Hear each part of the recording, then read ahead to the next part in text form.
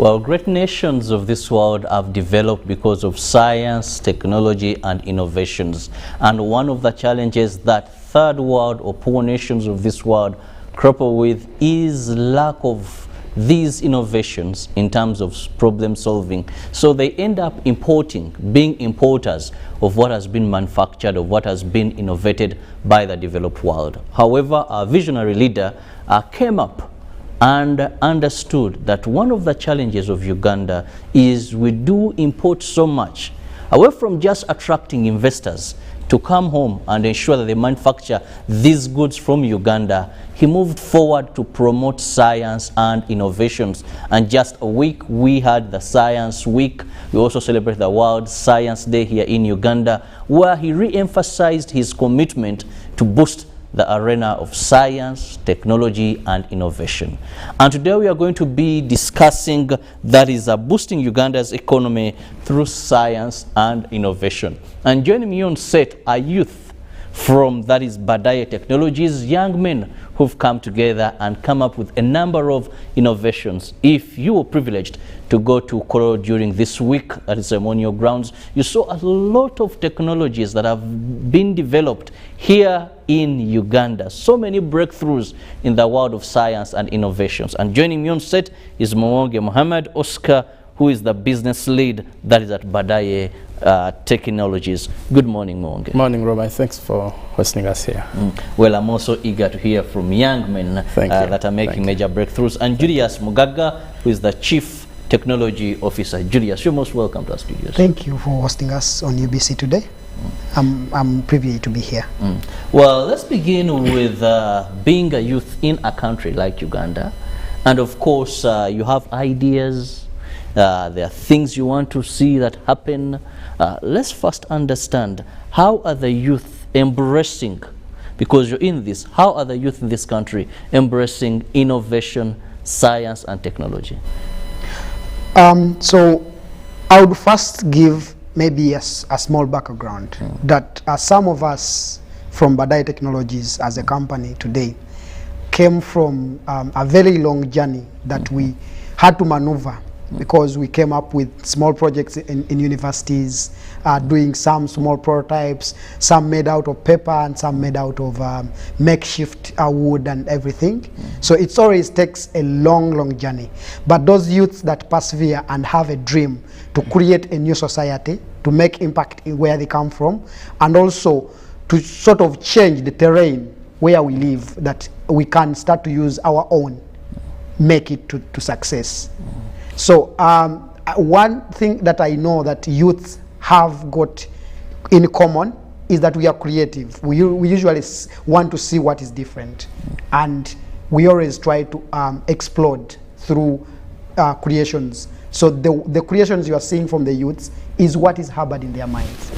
Yeah. You've talked about a long journey, and this is why I want to bring in Oscar. At least I've known Oscar and seen a number of his works from Badaye developments. I remember during the time of COVID, when you guys developed a hand washing mechanism that never required someone to touch, and of course even the fingers dry. So I followed a lot of work from Badaye, and I want to thank you guys because of the good work that you're doing. But let's look at, he talked of a long journey.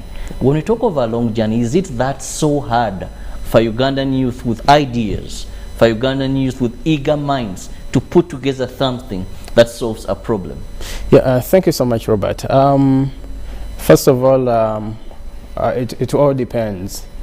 First, in most cases, we as just like Julius told you, we started from scratch, and when you're having the passion, it actually helps you move ahead. In most cases, the biggest challenge we get as youth in this country is that we have ideas, but we fear to start. So the determination to start whichever idea you think about is very important.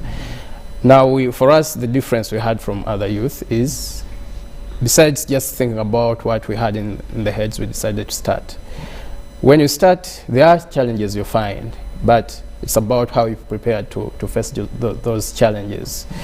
And You know, in innovations, just like any other businesses, yes, you find challenges here, but the question is, are you willing to persevere? Are you willing to keep on fighting? There's so many opportunities that come along when you're moving that journey. So it is difficult, it's not easy, but your ability to hold on is very important. Julius, talking about ability to hold on, Uganda, we have two categories of innovators. Yeah. We have those in the informal sector, the guys you'll find in Echibuga Chomudugavu Katwe, where they are superb, they have tremendous brains. Then you have the likes that have come from universities. Someone did civil engineering, mechanical engineering, and they have knowledge that when I bring that together, this is a reaction, this is a pulley, this is what, so those. But let's begin with the informal sector, where we've seen most of the innovation actually happening there.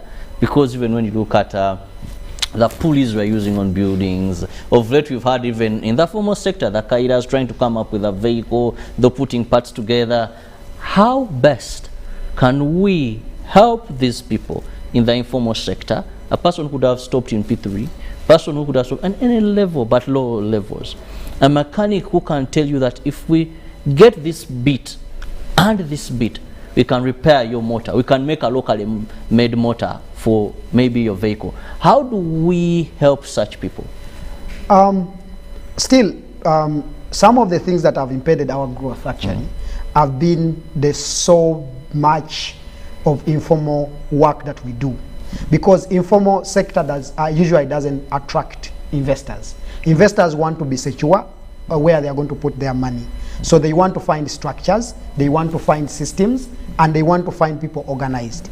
And from the word informal, yes, they have brilliant brains, they've done great things, but the reason why you don't see some of those things transitioning to what someone would call a very viable product that you could put on the market, that even a buyer beyond just one who is curious to take your product can come and buy, pay their money, and they are sure that it has guarantee or warranty, whichever terms you want to use, it's of quality and it's of standard, takes a level of organization. One thing that I would maybe encourage or advise, these people have already started creating. However much they are in the informal sector, they have already started creating. So I think now the government should come in and the partners to sort of organize them. We should create programs, we call them incubator programs or accelerator programs, that could orient these people, not to take them back to the books, but to organize them around their businesses, around their passion, around what they like most. And this I'm not saying that the government has not done, because I have been in this innovation space for about 8 years. Like I said, starting as a student, transitioning to this stage of saying I'm a CTO of a company that I know that never replicates something but creates things from scratch and then brings them to the market. And we've brought a number of products. We've had lots of intellectual property coming to the market, like as Badai. I think the government before was not investing much. Today you hear lots of billions going into innovation and you'll be happy. It's like, now how do we make these people access this facility, these fundings? Let's organize them, because otherwise you are going to constrain the space and leave the one Badaye, the likes of other companies that have formalized and put structures in place to keep taking and scooping that very amount, and then you constrain the space and create high competition for this informal sector, yet it's the largest sector. So if we organize them, put structures, put programs, accelerator programs, and then put facilities and funds, these people could come up. I know that the likes of Yuri are doing it, and this is a government facility. So I think if we put several of those out on the outskirts of Kampala, not just concentrated around Kampala, we could spur up and have products and have incomes and revenue as a government. Well, also have the Directorate of Industrial Planning, Industrial Development, which is also doing a good job in terms of lifting these guys in the informal sector, where they are giving them the basics, they are giving them even at least paperwork to show academic credentials, that one could have a certificate, one could have a diploma, and we want to commend government on that. But coming back to you guys in the formal sector, innovation is expensive. And we are talking about coming up with something from scratch, Of course, there's assembling. It's also part of innovation. But whereas an innovator is going to come pick something from scratch and let it be, is expensive, sometimes a tedious process and a long process. How has government come in? We always hear of Innovators Fund, Innovation Fund, Innovation Hub. There's so much regarding innovation and ensuring that really Uganda will develop what is ours and also even patent these things. How has government featured in this area? First, like GS was telling you, like if for us like Badai Technologies, we lucky that we as a company we somehow organized.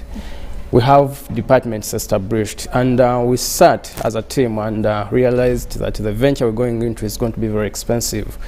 So we sat down and made a strategy.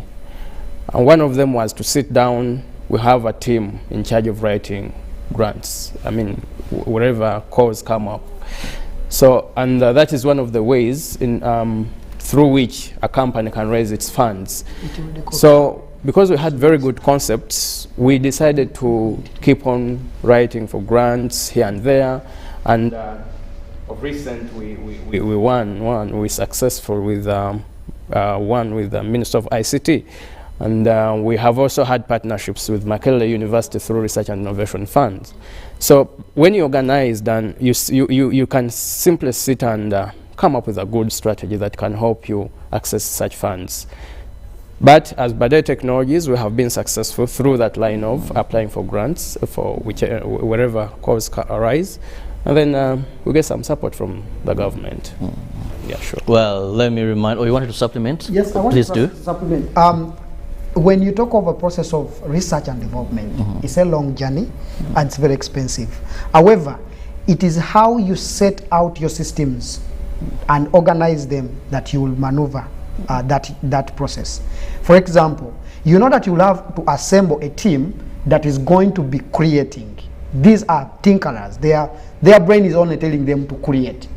But then at the back of the people creating, for them to be kept motivated, you need people with the knowledge to mobilize resources. If in a home, the parent woke up one day and prepared a plate of food, and then the kids decided to move away and they did not eat it, it will still stay there wasted. So the government, like I said, before, for me who has been this space, you could not see even more than one facility giving money. Today, I know that Makerere receives about 30 billion US dollars per financial year. Not Ugandan shillings, per financial year for innovators. But you cannot access it because it is for Makerere. How do you then go and access it like us? Create partnerships. And that's where systems help you. You're going to create a partnership. You are going to sit with the people who are supposed to receive those funds and come together, and then you will have the facility. So that means that for innovation to thrive, for innovation to accelerate to a point of becoming a product, you need a multidisciplinary team coming from almost all angles, be it social sciences, be it the technical guys, the engineers, be it the business people. Because I know that the knowledge I have, Muhammad may not possess it, but Muhammad possesses also what I don't have. So we complement each other, and then we are able to move. I love that. Well, just remind our viewers that you can be part of the topic of discussion this morning by simply sending us an SMS message or our WhatsApp message on our number, which is 0706602592. It is going to be displayed on your screen. Be part of this topic as we look at science and innovation in our country. All developed countries that we talk about, the likes of China, these countries have developed because of innovations. Today, almost everything we'll use, almost every home has something made in China. But these are people that once sat, came up with these ideas and put them into action, into reality, and now they are reaping big as them personally, but also as the country. And third world countries, we are saying, let's promote this. COVID has been here. I don't know how much money these companies that are now making the vaccines that we are using, they're earning. This must be a time they have reaped greatly, so much, though it was a worthwhile and expensive venture as well. So when we talk about innovation, this is where I want to encourage everybody. But I come back to another issue, which is perception and quality of what we innovate in Uganda. Many a times I've gone to these exhibitions and we've seen very good work, but we still have element of quality, and also I think it's perception. That even if I see maybe a motor made in Uganda and it can run some, maybe I have that is a maize miller, and they tell me, well, this motor is from the maybe UK, this is from Germany, this is from China, this is from Uganda, made by our boys.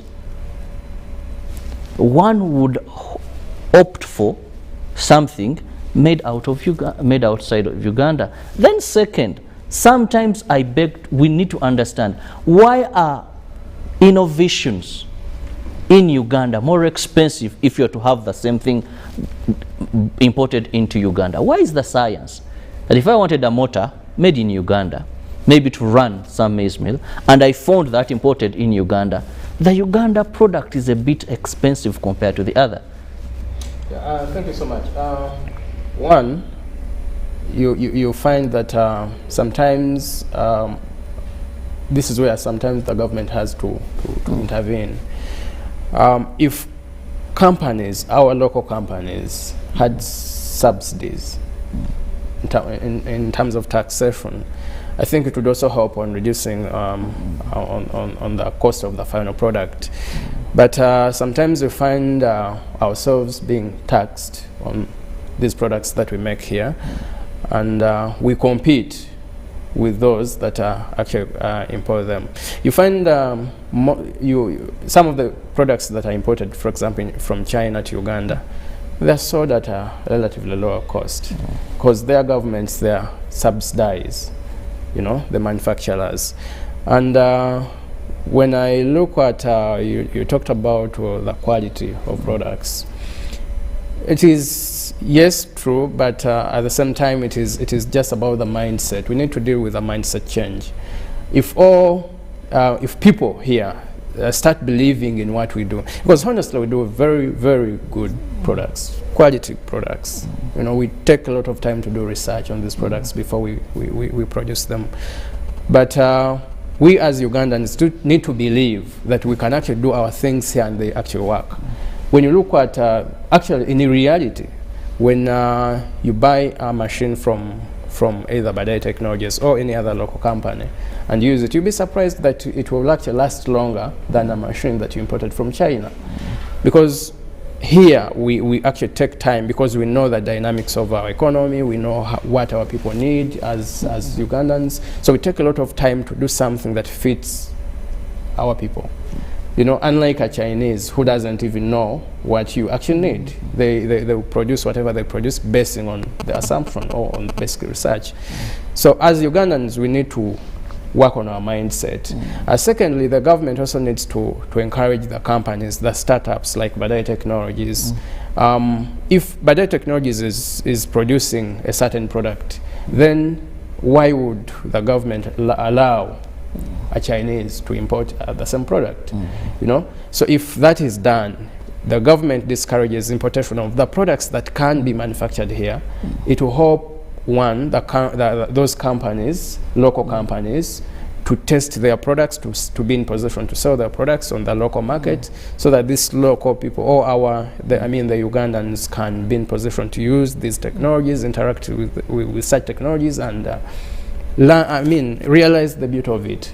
In a long run, you realize that people will appreciate what we do here because of the interaction they get with such technologies. But if that is not there, they'll keep on using whatever is imported from outside, because they will keep on believing that it is what is good, because it is what they can access, probably at even a cheaper price. But the government needs to to intervene in this, so that the local companies can be elevated. If, for example, you give a tax break, a tax holiday to a foreigner, do the same to a startup. Do the same to a startup and say, maybe if you start a business in this line for the first 3 or so years, you'll not be paying any tax. But we find ourselves paying so much taxes, and when you start a business, you don't immediately start with making profits, because this is a process. So that also stops us. That hinders innovation. Discourages, yes, it hinders innovation. Let me bring in Julius here as I move to read some of the messages that are coming in. Julius, when we talk about protectionism, or protecting innovators, protecting Uganda's innovation, how far have we gone? How are we faring? Because we know that there's so much that is made here, but sometimes you've also seen innovations where the brain minds are here, the works that have done this, and this will end up stealing innovation, and this is a problem. Even in the developed world, you've had where China, sometimes Russia, innovation is something that really must be protected. Yes. Away from just having quality work, coming up with solutions to problems, how are we protecting what is Ugandan made? How are we protecting what is ours so that we can actually benefit from them? We've seen people coming here, looking at various innovations, going with the ideas and bring something better, and even patenting it. So the sector, the idea and the culture has not yet gotten into the people.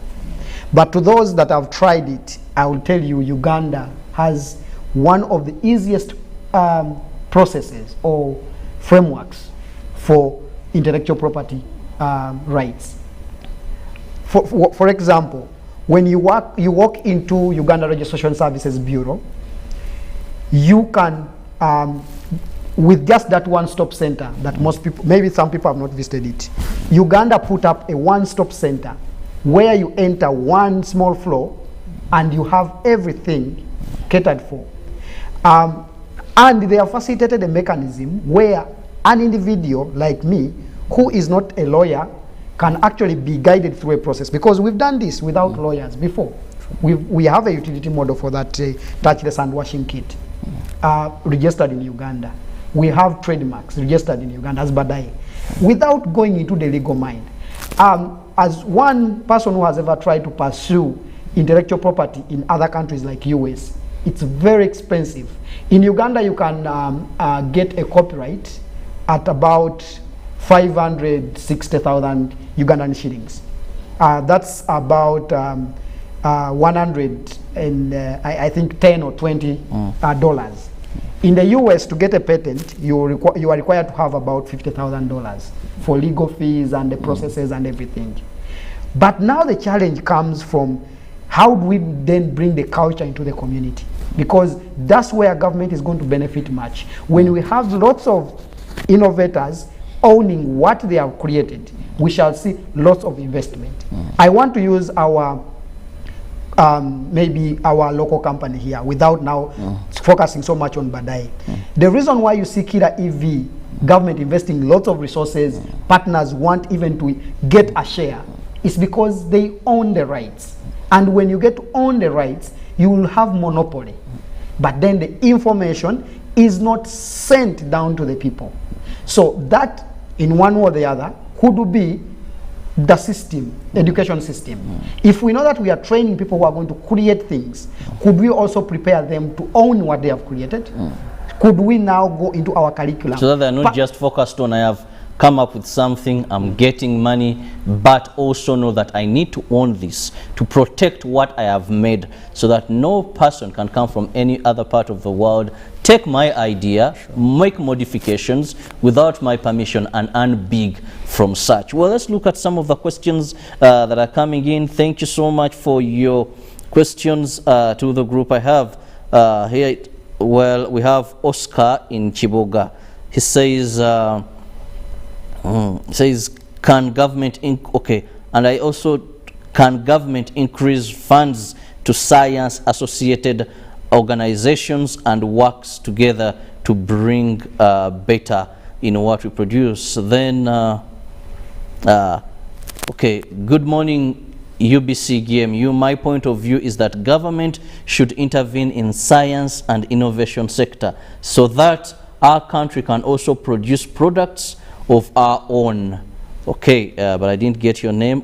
Our own, in order for Uganda to also compete on the world market. Thanks for the show. Felix from Machindye. Okay, thank you, Felix from Machindye. Then also help scientists. Didn't get that number as well. Oh, okay, that was Aaron. Aaron, thank you for your message, where he says, can government help scientists and associations working together to bring something better? Well, there's a point here of innovation and government improving this to have more products, and I think you rightly talked about it. Yeah, so I actually feel like the government is hit so hard on everything. Maybe for me, I would hold a divergent view on that. I think now the facilities are coming up, and we need to appreciate this, because if we could compare what was happening 5 years ago and what is happening now, things are a little better. But maybe I would encourage or advise that government, if I would sit in that position to advise for sure, government to diffuse these funds to other spaces. To avoid monopolization of the funds. So funds are so much concentrated within the Kampala and metropolitan area, and maybe sometimes to the land. Could we form facilities like we see in the US, where we know that there is an investment hub, where government or investors put in their money, and innovators are working in from agriculture, from fashion, from these health technologies. They work in, pitch, there is an investment panel of experts, people who have invested in big companies, and they can understand that this is a good one, and if we invest a little in this, it can make money. Then people are put there. Every time people are working in, accessing these funds, and you fail to access them by your own failures or failing to convince the investors. And secondly, this would mean then that we do not just give money, but there is a return on our investments. Government could reap back on some of the money, then it could sort of could scale up the impact. So for me, I think maybe the way it is done today is my divergent view, but I'm feeling that government is starting now to invest in science and innovations. And just to supplement on that, to innovators, you know, there's quite a number of people who have come up with different innovations, but the question is, are you registered? Are you known? Do you have an established company? Because in most cases, the government can easily help us if we actually we registered through the formal system that are known. But in most cases, many innovators fear to go through this process because they think maybe I'm going to be asked here and this, you know, I'll be checked. They fear to pay tax. The tedious, I render myself. But you see, the moment you keep yourself undercover, the government will find a challenge to help you, even where they would have helped you. So now I would encourage all the startups, all the innovators, register yourselves, register companies. I mean, register your ideas so that they're not stolen. Because you're going to come up with an idea. I mean, you can't, and Mugaga will think about the same idea. So the wise Mugaga will go and register that idea. And then a day or after a year, after Mugaga has made some money, he say, hey, Mugaga stole my idea. Yet, in actual sense, he thought about the same idea that you thought about. And he took an initiative of registering it. So we need to, as innovators, we also need to understand that there are processes. We need to fight on our own and go through certain processes before we actually complain that maybe the government has not helped us. Let me give you a last message. I wanted to punch it just a small thing. I think as innovators, we should take this message as one thing, that when we start to create, the day we think of creating, we should also start to know that we are doing business. When you do business, you must look after it like a kid. Very well. I love that term, the word we as creators, meaning you make things be, you create things in existence. Well, let's have this final message. That is, thanks for the program. That the key should be quality. So many counterfeit things come up in the name of innovation. We need quality that matches the global standards. Sergeant Bernard. Thank you, Sergeant Bernard, for always being part of Good Morning Uganda. Quality is the issue here. Let's conclude with this. Yes, quality. As Badai Technologies, for us as a company now, we make sure that we do enough research and make sure that at the end of the day we produce the highest quality products. It's about now, after creating those products, we try to push them into the markets. I would encourage the community to try our products. and they'll testify. We have actually done our level best because we have established structures that that ensures that all the products that we make are actually of a high quality that can compete on any market. That is why you have even I want to have them registered. I want to use just one sort of angle that is usually communicated by the president whenever he's making his speeches. You never find him miss the word infrastructure. I think infrastructure does not mean just roads or buildings. Quality also depends on the infrastructure we set up. If we have the machinery, if we can own the machinery, let's own it to sort of produce the quality we can produce. If we can't, can we have facilities that we can go and get these services like the Uganda Industrial Research Institute? And the infrastructure to do with regulations. Uganda National Bureau of Standards should come in and tell us what quality we could follow. Well, I want to thank you so much, gentlemen, and of course those that have sent in messages. Brian Matovu from Makerere, who says collaboration and partnership with adequate exposure is key in seeing innovations boost the economy. We cannot, of course, leave out the increasing government support in the area of innovation. Thank you so much. That is Muwonge Mohamed Oscar, that is the business lead, and Julius Mugaga, that is the chief technological that is officer at Badaye, a group of young men that come together and they have come up with a number of innovations in the area of problem solving in health, in manufacturing. We want to commend you guys. Thank you so much. Very importantly, the moment you start to create, know it is a business and ensure you protect what you create. But also, let's push for quality as government day by day has proven more support in this field. Have a lovely day. God bless you. I'll leave you with Ruben, who will be taking you through the world of sports. Good morning.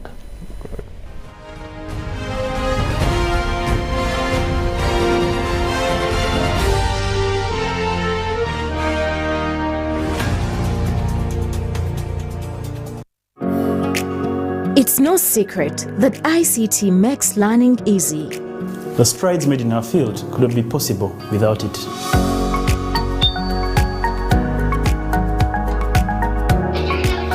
And now we can watch our favorite show.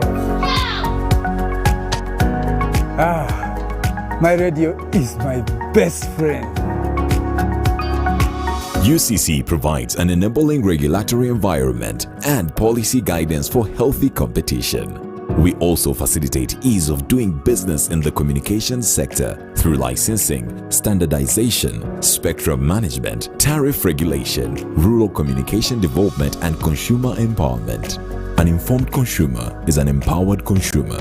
UCC supports local content and innovations. Driving the development of a robust communication sector in Uganda is Uganda Communications Commission.